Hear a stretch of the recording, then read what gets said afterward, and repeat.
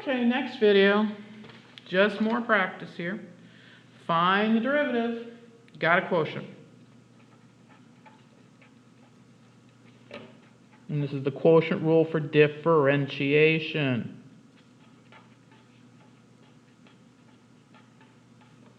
Which I should have set up here. Use product rule for differentiation.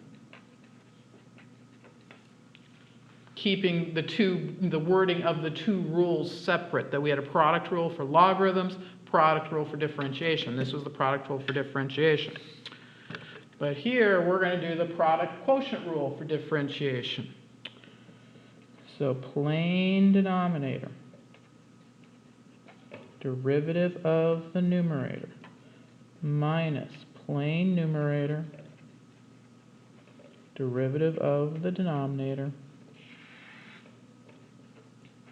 all over plain denominator squared. Plain denominator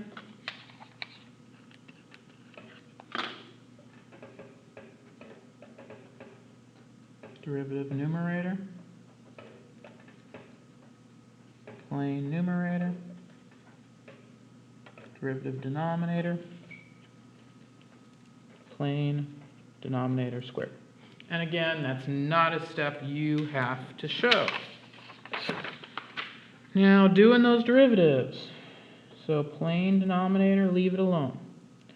Derivative of numerator, derivative of 1 is 0. Then I get to the natural log, 1 over the argument, derivative of the argument. 1 over argument, derivative, argument. That's what I do for natural logs. Up to the minus sign. Plain numerator, leave it alone. Derivative of the denominator, 2. All over t, 2t plus 1 quantity squared. And there's my unsimplified derivative. And I am not going to accept that for full credit. I'm never going to accept a compound complex fraction, a fraction within the fraction. We're never going to accept that. So starting to simplify, and remembering, these guys don't cancel. Those are not going to cancel.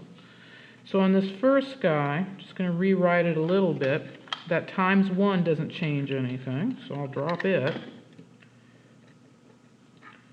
And so that first term I can just say is 2t plus 1 over t. And on the second term, I'm going to distribute the minus and the 2 at the same time, so distributing a negative 2. So distributing the minus and the 2, distributing a negative 2. I'm going to get minus 2 minus the 2 natural log of t.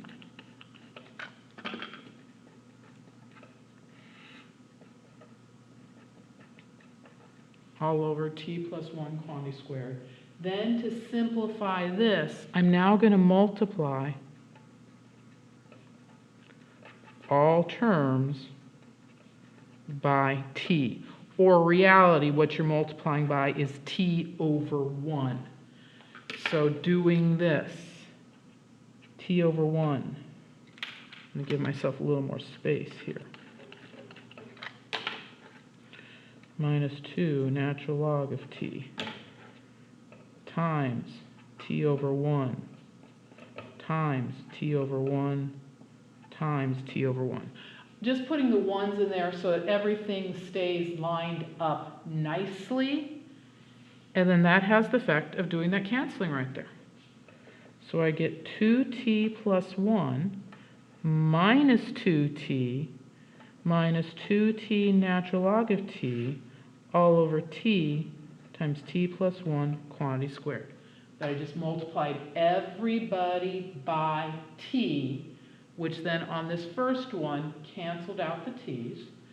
Then finish doing what simplification you can. 2t minus 2t gone. And so I get 1 minus 2t natural log of t all over t, 2t plus 1 quantity squared. And there's my simplified derivative. And nothing further cancels. And again, I know some people want to cancel those t's. but they don't cancel because you can't cancel anything from the 1. So in a fraction, unless you can cancel from everybody, you cancel from nobody.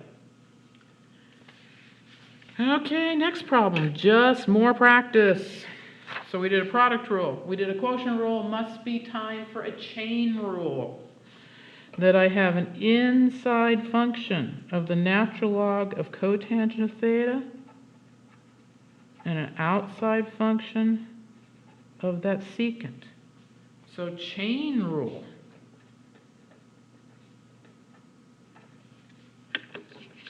I'm going to start on the outside. The derivative of secant is secant tangent. And I left great big spaces, and I'm pausing so people can catch up and they can look at what we got here. Move this back down a little bit. We started on the outside. Derivative secant is secant tangent, plugging in the plane inside. So plugging in the natural log of the cotangent of theta. So right there, we have derivative outside. Plug in plane inside. Then the rest of the chain rule times the derivative of the inside.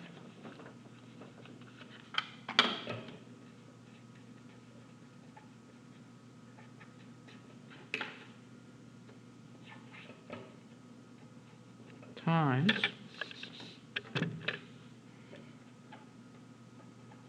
derivative inside. So I'm done with all that first stuff. I'm just going to write it down again.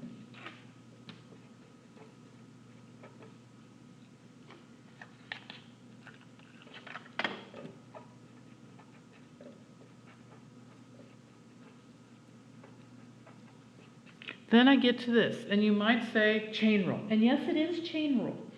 But the words I gave you, 1 over the argument, derivative of the argument, that rolls the chain rule up into it. So you do not need to think specifically, oh, chain rule, what's my inside, what's my outside? The words, 1 over the argument, derivative of the argument, include the chain rule. So 1 over the argument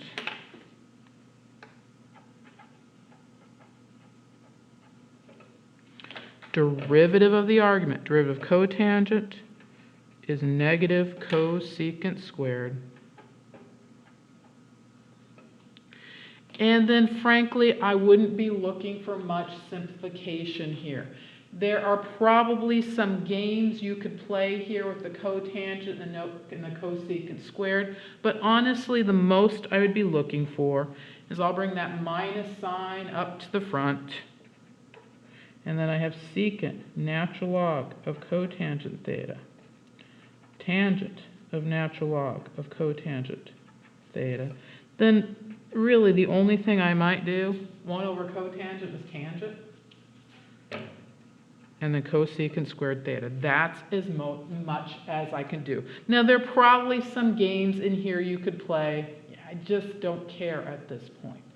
But please notice that nothing canceled. I know someone out there wants to cancel those cotangents. But remember what I've said as far as your angles, your arguments of the trig function. If we just look at this guy, the angle, the argument of the tangent is natural log of cotangent. That's the angle for tangent. So it can't change. And so if you were to cancel those cotangents, you'd be changing that angle, changing that argument, and it just doesn't happen.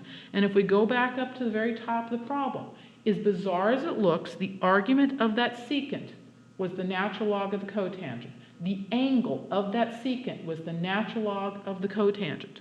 So that means each trig function that comes from the secant, so when I differentiated the secant and I got secant tangent, that had to be the angle. Your angles don't change unless you do trigonometry. And let's end this video.